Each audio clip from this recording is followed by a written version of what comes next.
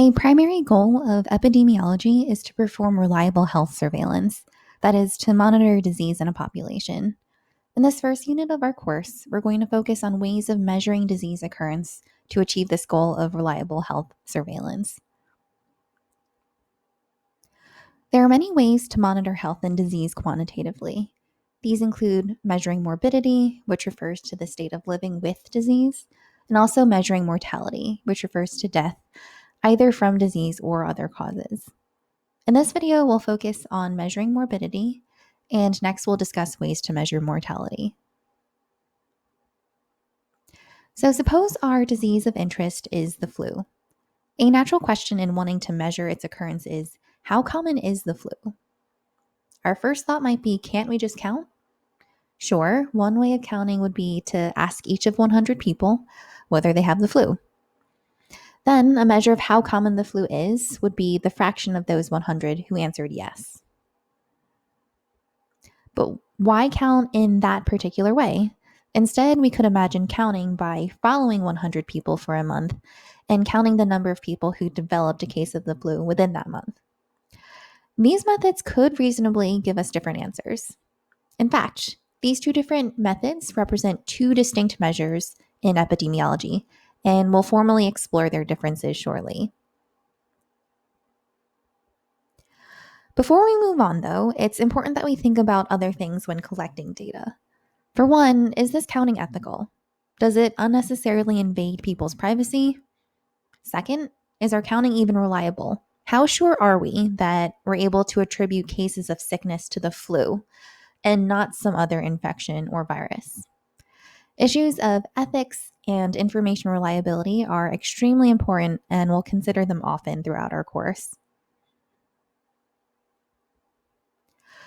Returning to the two proposed methods for counting cases of the flu, let's discuss how these methods highlight important differences between rates and proportions. Rates measure how fast a disease is occurring in a population, so an essential part of rates is a time component.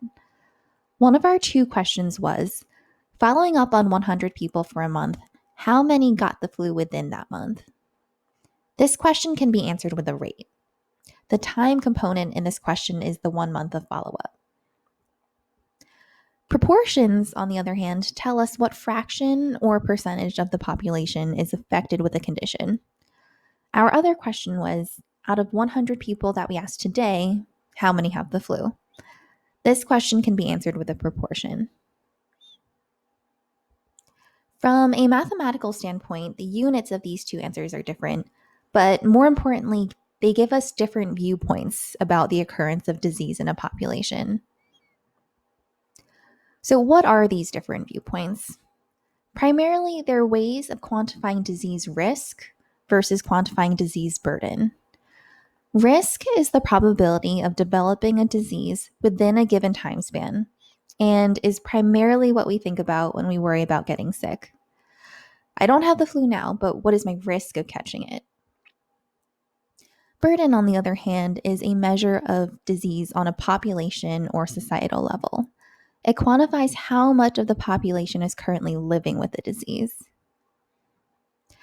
So now that we've laid out the conceptual differences between different methods of measuring disease, let's define their formal epidemiological measures.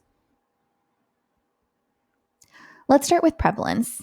Prevalence is defined as the number of cases of disease at a specific time divided by the number of people who could be a case at that time. It's a proportion rather than a rate, so it's unitless. For example, in a group of 100 people that we may be studying, 10 have the flu. We would estimate the prevalence of the flu to be 10%, or 10 per 100 population. Prevalence is the answer to the question, what proportion of the population has the disease at a given time? So prevalence is a measure of disease burden. It measures the percentage of society that has to cope with the disease at a given time. Because prevalence is calculated at a particular point in time, it's often viewed as a snapshot of the population or a slice through the population at a given time. So note that the denominator of prevalence is the number of people who could be a case at that specific time. This is often taken for granted to be the entire population, but for a disease such as uterine cancer, we have to take care that only females are included in the denominator. Another way to measure morbidity is with incidence measures. The key thing that differentiates incidence measures from prevalence is how cases in the numerator are counted. With incidence, the numerator is the number of new disease cases that develop over a time span, often 1 year. This is in contrast to prevalence, which uses the number of existing cases at a given point in time. The denominator of incidence measures can be calculated with two different approaches. One approach is for when all individuals at risk for the disease are followed for the entire time span, and another approach is for when individuals are followed for different amounts of time. For both of these possible denominators, measures of incidence are measures of risk because we're counting new disease events. Prevalence is not a measure of disease risk because it counts existing disease cases rather than new disease events.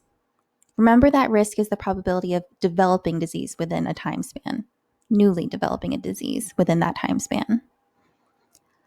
So let's now talk about the two approaches for computing the denominator. The first approach produces a measure called cumulative incidence. Cumulative incidence is defined as the number of new cases that develop over a time span, divided by the number of individuals who could have been a case in that time span. The cases in the denominator must have been observed for that entire time span. So for example, suppose that 200 healthy people are followed for 2 years, and after that time, 15 get disease. The cumulative incidence is 15 new cases out of 200, so it would be reported as 7.5% over 2 years. When we report incidence measures, it's important for us to specify the time span used. Another measure of incidence is called the incidence rate. The numerator is the same as in cumulative incidence. It's the number of new cases of disease that develop over a time span, but the denominator is different. It's not people, as in cumulative incidence, but rather it's total time spent at risk. The total time spent at risk is a total over all individuals being followed, and it's a measure that has units called person years. A person year is an odd-sounding unit, so let's unpack that. 1 person year is the amount of follow-up time that's contributed by one person who was followed for 1 year. We often abbreviate person years with PY. So if one person is followed for 5 years, that person contributed 5 person years of follow-up. If 5 people are followed for 1 year each, they also contribute 5 person years of follow-up. The example here shows 5 healthy people who are followed up for different lengths of time. The red X's indicate when a person developed disease. So in this case, persons 2, 4, and 5 developed disease after being followed for 2, 4, and 3 years. Persons 1 and 3 did not get disease during their follow-up periods, and they were also followed for different amounts of time, 5 and 4 years. So in total, these 5 people contributed 18 person years of total follow-up time. So the incidence rate is then the 3 new disease events divided by the total time spent at risk, 18 person years. So this amounts to 0.17 events per person year, or 17 events per 100 person years. So we've now discussed incidence and prevalence as distinct measures of morbidity. It turns out that there's an important relationship between them. We'll explore this with a water analogy. Let's say that the level of water in this bathtub represents the baseline prevalence of a disease in a population, the prevalence of a disease under standard conditions. What would increase prevalence? New cases of disease, incident cases, would increase prevalence. So incidence can be viewed as a shower head adding more water to the tub, resulting in more people living with the disease, a higher prevalence. A high incidence would correspond to turning on the water full blast so that the tub fills quickly. Okay, what would decrease prevalence? Cases of disease would go down with deaths and cures. So deaths and cures can be viewed as draining water from the tub, decreasing prevalence. The speed at which deaths and cures occur is impacted by the typical duration of a disease. A short duration disease might be one for which people recover quickly, or it could be a very severe and fatal disease, which quickly results in death. So a short duration disease would correspond to a wide drain, resulting in cases quickly draining out of the tub, lowering prevalence quickly. In contrast, a long duration disease would correspond to a narrow drain, resulting in a slower rate of deaths and cures, which would lower prevalence more slowly.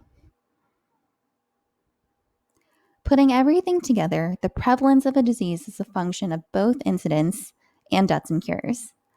The rate of deaths and cures is heavily affected by disease duration. This can all be summarized by an approximate formula shown on the right. When prevalence is low, then prevalence is approximately equal to the incidence rate times the mean disease duration. So in summary, we've learned about 3 ways of measuring morbidity: prevalence, cumulative incidence, and incidence rate. Cumulative incidence and incidence rate are measures of risk because they measure new disease events. Prevalence is a measure of disease burden in a society because it measures existing cases of disease.